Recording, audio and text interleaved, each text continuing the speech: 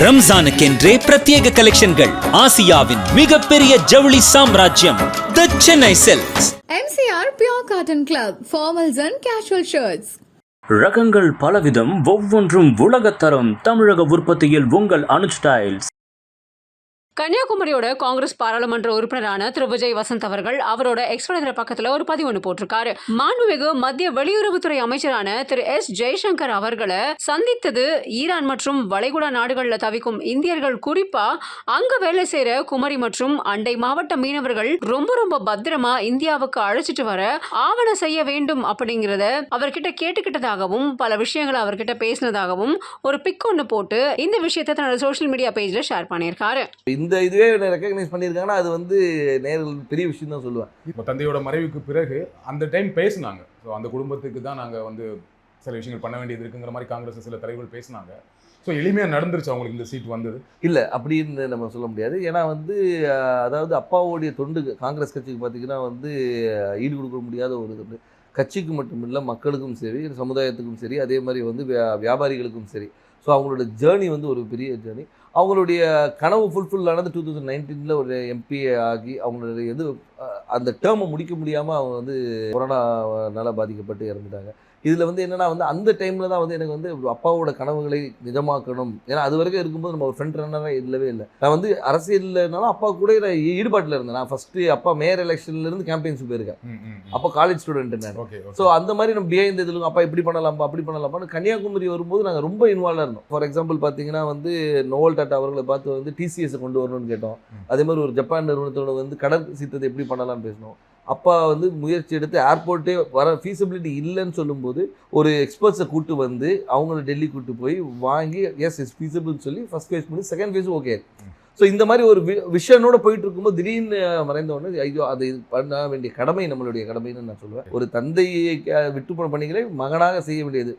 அது குடும்ப ரீதியாகவும் சரி, வசந்தன் கோவாக இருந்தாலும் சரி, சமூக பணியாக இருந்தாலும் சரி, வந்து இது நாங்கள் செய்ய வேண்டிய கடமைன்னு தான் எடுத்துக்கோங்க. உங்களுக்கு அந்த கடமையை அதை நம்ம பண்ணணுங்கிற ஒரு ஆசையும் கடமையும் இருக்கு. பட் கட்சிக்குள்ள அதை முழுமையாக ஒத்துக்கிட்டாங்களா? கட்சிக்குள்ள வந்து முழுமையாக ஒத்துக்கிட்டாங்கன்னா நான் வந்து மறைந்த பின்பு நான் உள்ள வரல. அதுக்கு முன்னாடி பார்த்து ஏஐசிசி மெம்பராக இருந்திருக்கேன், ஆர்ப்பாட்டங்களில் கலந்துருக்கிறேன், நிகழ்ச்சிகளில் கலந்துருக்கேன். ஏன்னா அப்பா ஃப்ரெண்ட் ஹேண்ட் இருந்தாலும் நம்ம தெரியல.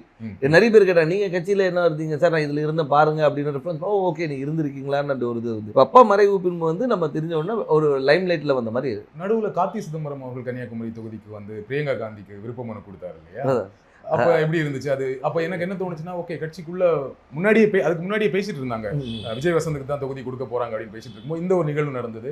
கட்சிக்குள்ள அப்போ ஒரு சப்போர்ட் இல்லாம இருக்கும் அப்படி இல்லை. அதாவது அதுக்கு தான் பேர் விருப்ப மனுன்னே வச்சிருக்காங்க. அவங்க விருப்பப்படுறவங்கள வந்து இது பண்றது தான் விருப்ப மனு வச்சிருக்காங்க. ஏன்னா வந்து அப்பா போட்டியிடும் போது ராகுல் காந்தி அங்கே போட்டியிடும் சொல்லி விருப்ப மனு கொடுத்தவங்களும் இருக்காங்க. ஸோ அதனால அந்த விருப்பத்தை வந்து ஒரு அகில இந்திய தலைவர் நம்ம தொகுதியில் கன்னியாகுமரி வந்து காங்கிரஸோட கோட்டையாக இருந்த ஒரு இது, காமராஜர், குமரி அனந்தன் இவங்கெல்லாம் வெற்றி பெற்ற ஒரு இது, டென்னிஸ் எல்லாருமே வெற்றி பெற்ற ஒரு காங்கிரஸோட இதாக இருந்தனால அந்த ஒரு பலம் இருக்கிறதுனால வந்து பண்ணால் நல்லா இருக்கும்ன்ற ஒரு இது. இப்போ சீட் கொடுத்தாச்சு, எந்த அளவுக்கு நம்பிக்கையா இருக்கீங்க? ரொம்ப நம்பிக்கையா இருக்கு. மக்கள் என்ன ரெஸ்பான்ஸ் சொல்றாங்க? மக்கள் ரெஸ்பான்ஸ் ரொம்ப நல்லா இருக்கு, ரொம்ப நல்லா இருக்கு. அதே மாதிரி என்னன்னா வந்து ஆதரவும், அதாவது வந்து முதற்கண் வந்து கட்சியோடைய ஸ்ட்ரென்த்தும் இந்த எங்களுடைய கூட்டணியோடைய பலமும், அதுபோல் அப்பா விட்டு சென்ற பணிகளும், அதுபோல் ராகுல் காந்தி அவர்களுடைய வருகை, அது வந்து அந்த கரெக்டாக அந்த மார்ச் 1 வந்தது வந்து ஒரு பெரிய எழுச்சியை கொடுத்தது. எங்கள் தொண்டர்கள் மத்தியிலும் சரி, பொதுமக்கள் மத்தியிலும் ஓகே நம்ம ஊர் வந்திருக்காங்க, அவர் பண்ண, அதாவது ஒரு தலைவராக வராமல் ஒரு தொண்டனாகவும் சராசரி மனிதனாக வந்தார். இப்போ நீங்கள் வந்து எல்லா தலைவரும் வராங்க, மீட்டிங் போகிறாங்க. அப்படி இல்லாமல் ரோட்டில் ஒரு டீ கடையில் நின்று ஒரு பையனை கூப்பிட்டு பேசி அவங்ககிட்ட ரன்னிங் இன்ட்ரெஸ்ட் இல்லைன்னா ஷூஸ் இருக்கா, இல்லைன்னா ஷூஸ் வாங்கி கொடுத்து அனுப்புகிறேன். ஸோ இந்த மாதிரி ஒரு இதுக்கு பர்சனல் கனெக்ட், திடீர்னு போய்ட்டு ஸ்கூலில் போய் தண்டனை எடுக்கிறாரு, இன்ட்ராக்ட் பண்ணுற ஸ்டூடெண்ட்ஸோட. அதே மாதிரி பார்த்தா இதுக்கு முந்தின இதில் பார்த்தா நெசவாளிகளும் சரி, விவசாயிகள் இன்ட்ராக்ஷன், மீனவர், அந்த மாதிரி எல்லாரோட கனெக்ட் பண்ணும்போது வந்து நம்மளோட ஒருத்தர் அவர் அப்படின்ற ஒரு அஃபினிட்டி வருது. அது போக மட்டும் இல்லாமல் இப்போ ஆளுகின்ற பிஜேபி அரசு மீது உள்ள எதிர்ப்பும் அதிருப்தியும் கூட ஒரு பெரிய பலமாக இருக்கும். கன்னியாகுமரியில் பிஜேபிக்கு கொஞ்சம் ஸ்ட்ராங் இல்லையா? பொன்னார் அவர்கள் ரொம்ப ஸ்ட்ராங்கான கேண்டிடேட் தான் இல்லையா? அதை மறக்க முடியாது. கண்டிப்பாக அதை நம்ம மறுக்க முடியாது. நம்ம வந்து அதாவது பிஜேபி தரப்பில் திரு பொன் ராதாகிருஷ்ணன் அவர்கள் வந்து ஒரு 2 முறை எம்பியாக இருந்தவர் தான், ஒரு பெரிய வேட்பாளர். ஆனாலும் எங்களுடைய கூட்டணி, அதாவது எங்கள் திமுக சார்ந்த கூட்டணி வந்து மிக பலமான கூட்டணி சொல்லலாம். அது வந்து திமுக மட்டும் இல்லாமல் எங்களை சார்ந்து இருந்த மதிமுக, அதுக்கு ஒரு விடுதலை சிறுத்தைகள், அதுக்கு ஒரு முஸ்லீம் லீக், அதுக்கப்புறம் மனிதநேய மக்கள் கட்சி, இது எல்லாமே பார்த்திங்கன்னா வந்து எங்களுடைய ஒவ்வொரு பேஸையும் கவர் பண்ணுது.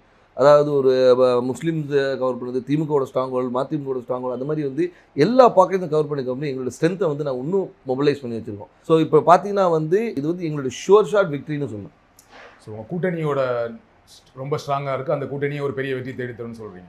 கண்டிப்பாக. திரு வசந்தகுமார் அவர்களுக்கு கன்னியாகுமரி தொகுதி மக்கள் வாக்களித்தாங்க. ஏன் விஜய் வசந்த் அவர்களுக்கு வாக்களிக்கணும்? ஏன் உங்களுக்கு வாக்களிக்கணும்? அதான் வசந்தகுமார் அவர்களுக்கு வாக்களித்தனால விஜய் வசந்துக்கு வாக்களிக்கணும்னு நான் சொல்ல வரல. ஆனால் ஒரு காங்கிரஸ் வேட்பாளராகவும் அதே மட்டுமல்ல வசந்தகுமார் அவர்கள் வந்து இந்த மக்களுக்கும் கன்னியாகுமரி மக்களுக்கும் பல துண்டுகளை செஞ்சுருக்காங்க. அது விட்டு போன பணிகளை வந்து அவர் மகன் செய்வார் என்ற ஒரு நம்பிக்கை அவங்களுக்கு இருக்குது. அது மட்டும் இல்லாமல் வந்து நான் வந்து ஒரு வாரிசாக வந்து நேராக போயிட்டு வந்து நான் நேராக டெல்லியில் இங்கேயும் போய் வரல. அடுத்த நாளே மக்களை சந்தித்தேன், மக்களோட இருந்தேன், எல்லா நிகழ்ச்சிகளை கலந்து கொண்டு எல்லாரோட நிறை குறைகளை கேட்டுட்ருக்கோம், மக்களாக இருந்தோம். அது ஏன்னா எடுத்தவொன்னே அக்செப்ட் பண்ணிக்க மாட்டாங்க. கேட்குற கேள்விக்கு நான் சொல்கிறேன், அதை அக்செப்ட் பண்ண வைக்கிறதுக்கு நான் ஒர்க் பண்ணேன். ஸோ அதனால் வந்து அப்பாவுடைய இடத்தை வந்து மகன் வந்து நிரப்பார் என்ற நம்பிக்கையை அவங்களுக்கு கொடுத்தேன். அந்த நம்பிக்கையை வந்து எல்லார் மேலேயும் பெருசாகவே இருக்குது. அதனால் வெற்றி வாய்ப்பு ரொம்ப நல்லது. குமரி மாவட்டத்தில் வரீங்க, ரொம்ப படித்த மாவட்டம், ஆனால் அங்கே நிறைய பிரச்சனைகளும் இருக்குது. அதை கரெக்டாக ஐடென்டிஃபை பண்ணியிருக்கீங்களா? என்னென்ன திட்டங்கள் வச்சுருக்கீங்க? கண்டிப்பாக. அதாவது வந்து நீங்கள் கன்னியாகுமரியை பொறுத்த வரைக்கும் பார்த்தீங்கன்னா வந்து இந்த மிக்ஸ் ஆஃப் ஆல்னு சொல்லலாம். அதாவது கடல் இருக்குது, மலை இருக்குது, எல்லாமே இருக்குது. அதனால் வந்து மக்களுடைய தேவைகளும் அவங்களுடைய இதுவும் நிறைய வேறுபாடுகள் இருக்குது. ஒரு பாக்கெட்டையும் நாங்கள் அனலைஸ் பண்ணி வச்சுருக்கோம். அதாவது இந்த மக்களுக்கு இது தேவை, இவங்களுக்கு இது தேவையில்லைன்ற அளவுக்கு அனலைஸ் பண்ணி வச்சுருக்கோம். மக்களுக்கு விரோதமான எந்த ஒரு சட்டத்தையும் கொண்டு வரக்கூடாது என்ற ஒரு முடிவும், மக்களுக்கு எப்போவுமே நன்மை கொடுக்கணுன்ற ஒரு சட்டத்தை கொண்டு வரணும். அவங்கள மக்களுடைய வாழ்வாதாரத்தை உயர்த்துகிற அளவுக்கு என்ன செய்யணுமோ அந்த திட்டங்களை கொண்டு வந்து. எனக்கு தெரிஞ்ச வரைக்கும் குமரி மாவட்டத்தில் வாழ்வாதாரம் ஓரளவுக்கு நல்ல வாழ்வாதாரம் இருக்கும். எல்லாமே படித்தவங்களாக இருப்பாங்க, வேலையில் இருப்பாங்க.